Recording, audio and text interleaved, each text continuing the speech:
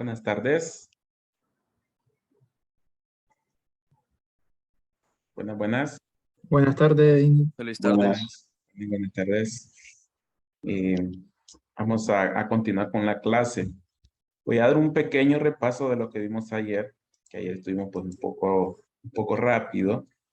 Vamos a hacer un pequeño repaso de lo que hemos estado hablando. Hemos estado hablando pues lo que son bombas y hemos hablado que la clase va a estar orientada pues a ver bombas, pero más como un sistema hidráulico. Estuvimos aprendiendo pues que una bomba es una máquina de fluido, en la cual interviene la transferencia de energía, interviene la dinámica del fluido, entonces una turbomáquina. Y en este caso pues una turbomáquina que entrega energía a un fluido. En este caso vamos a hacer el estudio con un fluido que es agua, pero como hemos mencionado, para cualquier otro tipo de fluido, los conceptos son los mismos y los procedimientos son los mismos. Entonces hemos estado estudiando qué es una bomba, un equipo que transforma energía y se la entrega en forma hidráulica al agua en este caso. Estuvimos hablando aquí con un par de imágenes de lo que es una bomba, cuando está abierta al ambiente, cuando está en un cuarto de bombas. Luego vimos la parte de bombas retodinámicas. En este caso, pues depende la dinámica del fluido, la transferencia de energía. No lo vamos a estudiar de esta forma, solamente pues esto es un recordatorio de lo que fue turbomáquinas, donde las bombas las estudiamos desde el interior, analizando sus triángulos de velocidades a la entrada y la salida de los álabes. En este caso no lo vamos a ver de esa forma, porque ya pasamos esa clase, ahora estamos en otra clase donde deberíamos ver bombas de una forma más práctica, más técnica, más práctica a nivel de sistema. Hablamos un poco de las bombas que no son rotodinámicas, las bombas de desplazamiento positivo, en las cuales solo nos interesa un movimiento de volumen. Pueden ser rotativas, pero no interviene la dinámica de la corriente en la transferencia de energía.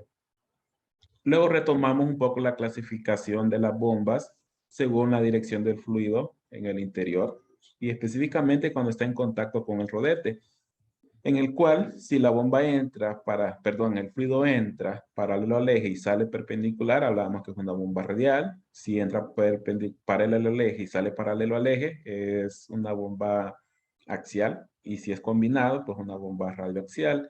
Y teníamos también un caso especial de las bombas de múltiples escalonamientos. Vimos algunos ejemplos de cómo son los rodetes y los elementos constructivos básicos de la bomba, que como mencionábamos, son los básicos, pero puede haber una gran cantidad de partes.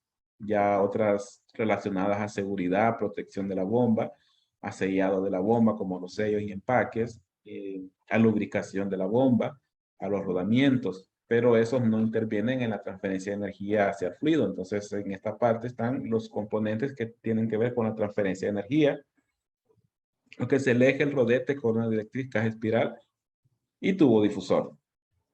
Vimos unas imágenes donde interpretamos las partes de la bomba. Vamos que esto como caracol que se ve aquí es la caja espiral. Por aquí está el impeller, que en nuestro caso de las bombas, el impeller es el rodete más la corona directriz en un solo cuerpo.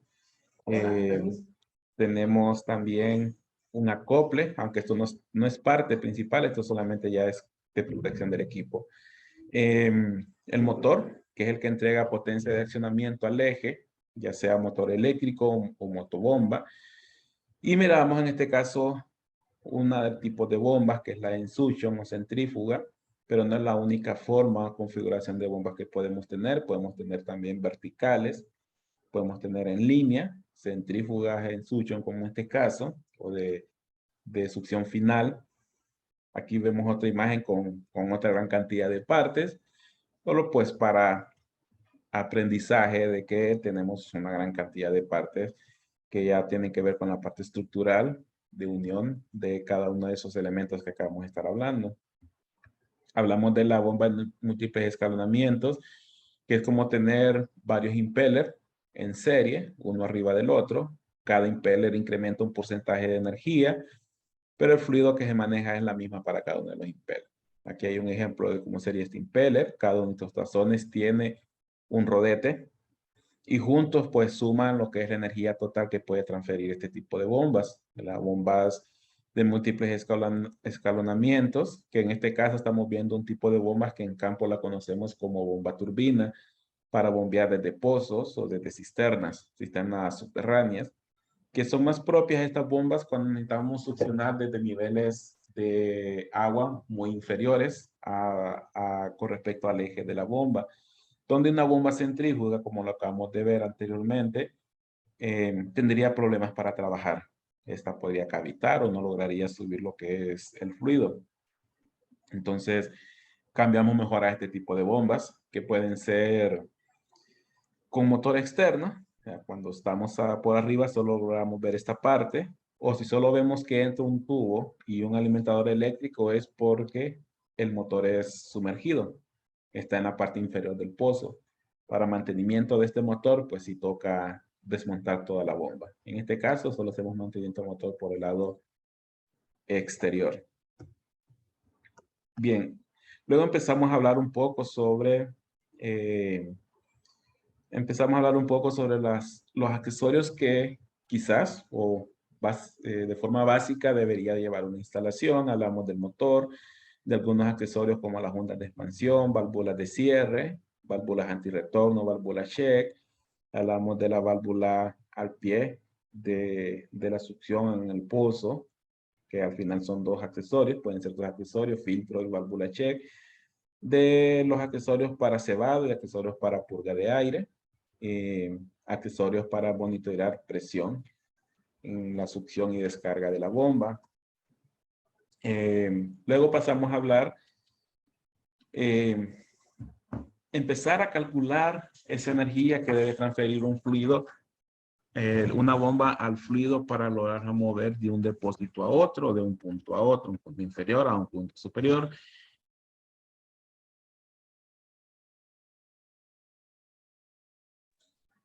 Buenas, bueno, se me cortó el internet un momento. La verdad no me fijé por dónde íbamos cuando se desconectó. Si me retroalimentan un poco, voy a volver a proyectar. Y creo que cuando se me desconectó el internet, íbamos viendo la bomba de múltiples escalonamientos. No sé si me pueden confirmar. Porque yo avancé y Sí, no es me... correcto. Por ahí van, ¿verdad? Porque yo avancé y no me había fijado que había desconectado bueno, la señal de internet se me había caído hasta que el Zoom me informó que se había desconectado. Entonces, bueno, ya habíamos resumido lo que hemos visto ayer sobre la bomba de múltiples escalonamientos y estábamos en la parte de cómo calcular o qué términos hay que tener en cuenta para el cálculo de la energía que debe transferir la bomba al fluido para poderlo mover de un depósito a otro. Hablábamos que esa energía la medimos en términos de altura, H, y la podemos conocer como cabeza de una bomba, la energía que debe transferir una bomba al fluido. Y para eso, la bomba, pues para mover el fluido, debe vencer uno, este cambio de altura de cada uno del depósito inferior al depósito superior, que estaría en este término de acá. Debe vencer la diferencia de presiones en las dos superficies, eso estaría en este término de acá. Y aparte de eso, vencer las pérdidas por fricción y accesorios en toda la red de tuberías, y eso está en este término de acá. Esta ecuación viene deducida desde la ecuación de Bernoulli, y nos da pues la energía que debe proporcionar esta bomba para poder mover el fluido de este depósito a este depósito. Nosotros vamos a aprender a calcularlo. Diferencia de presiones es fácil porque es de saber qué presiones tenemos en las superficies, que normalmente son abiertas a la atmósfera. Normalmente este es un valor que se cancela. Cambios de altura también, es una altura geodésica, diferencial de alturas, solo hacemos ahí la resta. Y las pérdidas sí es la que nos lleva un poco más de tiempo. Estas son las que nos llevan un poco más de tiempo calcularlas porque tenemos que hacer... Bueno, hay disculpas con la conexión. Ahorita estoy probando con otra red, bueno, con la de mi celular. Vamos a ver si esta nos funciona bien y no se vuelve a caer la comunicación. Bueno, voy a probar con otra conexión de red. en este caso mi celular. Espero que no tener fallas. Si no, pues vamos a ver hasta dónde logramos llegar con la clase. El día de mañana la clase la damos desde la universidad. Esperamos allá tener mejor señal. Bien, nuevamente repitiendo, repasando. Nosotros para determinar la cantidad de energía que debe transferir la bomba al fluido, pues tenemos en cuenta la diferencia de presiones a vencer, diferencias de alturas y las pérdidas. Eso lo vamos a retomar más adelante. Vamos a hablar ahora de un concepto que este sí nos va a llevar un buen tiempo, que es la cavitación, que es un problema que nosotros podemos tener en los sistemas de bombas, precisamente cuando se forman cavidades o burbujas de vapor de agua en el interior de la bomba, precisamente en lo que es la succión, es decir, a la entrada de la bomba. Esas son una formación de burbujas que se comportan como pequeñas explosiones al interior de la bomba. Pues tenemos burbujas chocando con un elemento que está girando a altas velocidades, se comportan como una pequeña explosión. Externamente lo que vemos o sentimos es como una vibración y un ruido como que estuviese arena. Pero ese es un problema de la bomba. Y es común que nosotros digamos... Ingeniero, se escucha bien entrecortado. Sí, es el problema de la conexión. Entonces vamos a tener que recurrir al video si en caso no se logra escuchar bien. Bien, si no se logra escuchar bien, vamos a probar, vamos a continuar. Si no se logra escuchar bien dentro de 5 o 10 minutos, entonces vamos a tener que continuar mañana. Bueno, hablando de cavitación, como mencionábamos, es como pequeñas formaciones de burbujas. Ahora, ¿a qué se debe? Entonces, ahí vamos a empezar a ver el concepto. Como mencionábamos, la cavitación es formación de vapor o aire en el interior de las tuberías, precisamente en este punto donde succionamos con la bomba, donde creamos un vacío para que el fluido pueda subir. Y no solamente en el agua, puede ser en cualquier fluido, siempre y cuando pues se alcance cierto valor mínimo admisible de presión. Es común en las zonas de succión de las máquinas hidráulicas donde se crean bajas presiones o vacíos. Ahora, ¿cuál es este valor mínimo admisible? Aquí sí hay que tomar en cuenta un concepto que aprendimos en termodinámica 1, termodinámica 2, que es la presión de saturación de las sustancias, presión de saturación, temperatura de saturación. Y recordamos que hablábamos de que a cada presión de saturación le corresponde una temperatura de saturación. ¿Y qué es la presión de saturación? Pues la presión en la cual la sustancia está cambiando de estado, ya sea evaporándose o condensándose. Justo en ese momento tenemos lo que es la presión a la cual se encuentra el fluido, es la presión de saturación. ¿Y a qué temperatura se da? Pues va a depender del fluido. Es una combinación fija para cada fluido, a qué temperatura junto con qué presión se da el cambio de estado. Por ejemplo, el agua, a presión atmosférica, si esa es su presión de saturación, a qué temperatura cambia de estado, a qué temperatura hierve o a qué temperatura se condensa, pues a 100 grados centígrados. Quiere decir que a presión de saturación ambiente, la temperatura de saturación es 100 grados centígrados. Ahora bien, si aquí nosotros tenemos un fluido a temperatura ambiente, digamos 25 grados, y la presión es la atmosférica, pues no va a cambiar de estado, no hay problema. El problema es que para que el fluido llegue a este punto, desde abajo hacia arriba, yo tengo que tener una menor presión, y entre más tengo que elevar este fluido, más vacío debe provocar la bomba, o sea, más succión. Al momento de succionar, yo necesito crear un vacío acá. Entre más fuerte es ese vacío, menor es la presión. Un vacío es presión negativa. Entonces, también recordamos en termodinámica que si yo bajo la presión de saturación, también bajo la temperatura de saturación. Entonces, si yo creo un vacío acá que haga que la presión empiece a bajar, su temperatura de saturación también va a bajar. Y puede pasar que la presión la baje tanto que la temperatura que tiene el fluido se convierta en la temperatura de saturación. Si eso pasa, va a empezar a evaporarse. Es decir, si yo alcanzo una presión tan baja en la cual el fluido o el agua se evapora a 25 grados centígrados. En ese momento, yo tengo cavitación. El fluido se va a evaporar, pero como no tiene hacia dónde agarrar, va a formar burbujas. Y esas burbujas son las que me crean lo que es los golpes en el rodete que está girando a 1000 revoluciones, 1500, 3600 revoluciones por minuto y tiene burbujas chocando en los álabes, se va a comportar como golpes o explosiones. Entonces, esa presión a la cual yo bajo y el fluido comienza a evaporarse es el valor mínimo admisible de presión.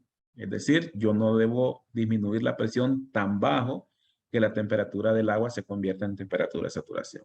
En su momento vamos a ver que eso se llama presión vapor y es la presión a la cual el fluido se evapora de forma espontánea a la temperatura a la cual se encuentre. Pues no es más que una presión de saturación estudiada en termodinámica. Entonces, de esa forma es que yo tengo cavitación en una bomba. Entonces, nosotros, como ingenieros o diseñadores, debemos crear un sistema que evite que la succión de la bomba llegue a ese valor mínimo. ¿Cómo lo vamos a hacer? Pues vamos a continuar con el tema. Bien, la cavitación tiene sus efectos. Uno de ellos es la disminución de rendimiento de la bomba, su eficiencia baja, empieza a vibrar. Y lo importante es que esas explosiones, aunque sea un elemento metálico, pero tenga una explosión continuamente, tan continuo, empieza a erosionar sus partes, empieza a disminuir su espesor, que si es tan grave, puede hacer que se rompa, o sea, que llega a romperse, a reventarse lo que es el impeller o el rodete. Su aparición, perdón, depende del tipo de bomba, de las revoluciones, eso pues me va a decir cuánto debe succionar, y sobre todo la instalación de la bomba y condiciones de servicio. Y sobre todo esta instalación de la bomba es la que nosotros tenemos pues el poder para diseñar una instalación que evite lo que es la cavitación. Bien, esos son algunos ejemplos de lo que puede provocar la cavitación, aunque no parezca, pero esas burbujas chocando en este elemento girando a altas velocidades, lo va erosionando. Lo va erosionando, lo va erosionando hasta que puede llegar un momento que se debilitó tanto que se puede romper. Entonces, por eso es necesario evitar la cavitación. ¿Cómo lo vamos a evitar? Pues ya vamos a ver más adelante cuando sigamos estudiando lo que es cavitación. Y aquí nos vamos a detener un poco. Bien. Bueno, espero que la conexión no se vuelva a caer y esté mejor por lo menos. Porque esta parte es importante.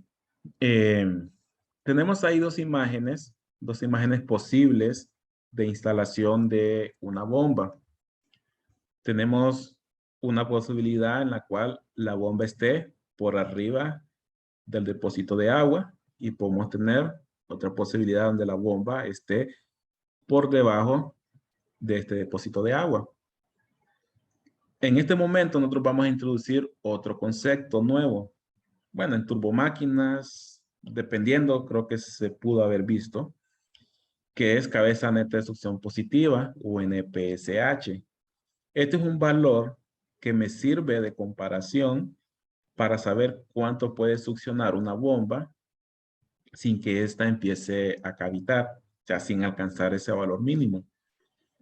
Y yo voy a obtener un NPCH dependiendo de mi instalación. Hay dos tipos de instalación, como lo estamos viendo. Vamos a ver que esta instalación produce un NPCH más grande y este produce un NPCH más pequeño. Esto quiere decir que las bombas en esta configuración tienen más posibilidades de cavitar. Bien. ¿Cómo vamos a calcular ese NPCH? Pues aquí hay dos ecuaciones. Dependen del tipo de instalación. Este tipo de instalación donde la bomba está arriba, la vamos a llamar disposición de succión negativa. En sí hace referencia que está succionando desde abajo. Y esta la vamos a conocer como disposición de succión positiva. Y hace referencia que estamos succionando desde arriba. Bien, digamos ahora que esta bomba tiene que levantar este fluido. Al tenerla que levantar, tiene que succionar. Es como cuando uno succiona con una pajilla. Eh, ese mismo trabajo lo tiene que hacer la bomba. Pero imaginemos que ahora es un fluido pesado y es una mayor distancia que la tiene que elevar. Entre mayor distancia tiene que elevar al fluido, más succión tiene que provocar la bomba acá, o sea, más vacío. Eso quiere decir que entre más bajo esté este nivel, más succión tengo que provocar y más posibilidades tengo de alcanzar esa presión a la cual el fluido se va a empezar a evaporar. Ahora bien, en esta imagen es diferente, porque en esta la bomba tiene que levantar, mientras que en esta el fluido cae sobre la bomba. Y esa columna de agua, en este caso, más bien trabaja a favor de la bomba, porque la bomba casi que no tiene que succionar, porque ya la columna de agua llega a ella de forma, nada más que por la gravedad, trabaja a favor de la bomba. Entonces, esta columna de agua aquí funciona a favor de la bomba. Más bien ahora es que la bomba tiene que detener la columna de agua, mientras que en esta la tiene que levantar y ahí tiene que provocar vacío. Entonces, en este caso, la columna de agua juega a favor de la bomba y en esta la columna de agua juega a favor, en contra de la bomba. Entonces, de esa forma nosotros tenemos esta ecuación de NPCH, cuánto puede succionar la bomba sin cavitar, va a ser igual a evaluar varios conceptos. Uno, tenemos que tomar en cuenta la presión sobre la superficie, que normalmente es la presión atmosférica. Bueno, se me había olvidado. En este caso vamos a trabajar con presión absoluta. Para esta ecuación vamos a trabajar con presión absoluta, no la manométrica. En la manométrica la presión atmosférica es 0. Y no, vamos a trabajar con presión absoluta. Que si es PSI serían 14.7 PSI. Si son pies, pues hay que hacer la conversión. Bien, tomamos en cuenta la presión en la superficie del fluido, que normalmente es la atmosférica, y restamos. Digamos que lo que es la presión atmosférica es lo máximo en el PCH que yo puedo tener en esta configuración. Le tengo que restar 1, este valor BP. ¿Qué es este valor BP? Es la presión vapor. ¿Y cuál es la presión vapor? Es esa presión que hablamos en la diapositiva anterior, la presión a la cual el fluido empezaría a evaporarse de forma espontánea. Luego tenemos que restarle también, como está dentro del paréntesis, lo que es LS, y LS es este cambio de altura. Se lo restamos por lo que hemos hablado, que esta columna juega en contra de la bomba, o sea que la bomba tiene que hacer un esfuerzo para levantarla. Y también le tenemos que restar las pérdidas. Pérdidas por fricción, pérdidas secundarias. Pérdidas por fricción en la tubería, pérdidas secundarias por los accesorios. Todo eso en este paréntesis juega en contra de la bomba. Columna de agua, pérdidas y la presión vapor. Y lo que nos resulte de acá es lo que vamos a tener como NPCH, lo disponible para poder succionar. Ahora, en esta ecuación, en esta disposición vamos a tener un pequeño cambio en la ecuación. La presión vapor sigue jugando en contra de la bomba, la fricción también, porque es una pérdida de energía, o en contra de la bomba. Pero ahora la columna juega a favor de la bomba, porque aumenta la presión en este punto. Entonces, esta altura la voy a sacar del paréntesis y va a pasar a sumar, porque juega a favor. Entonces ahora tengo la presión atmosférica empujando hacia abajo y tengo el peso de esta columna empujando hacia abajo, creando una presión positiva en este punto. Entonces juega a favor de la bomba. Lo demás sigue continuando en contra de la bomba. Ahora, eso no significa que esta bomba no pueda cavitar. Sí puede cavitar. ¿Cuándo podría cavitar? Que este valor de pérdida sea tan grande que le gane a estos dos valores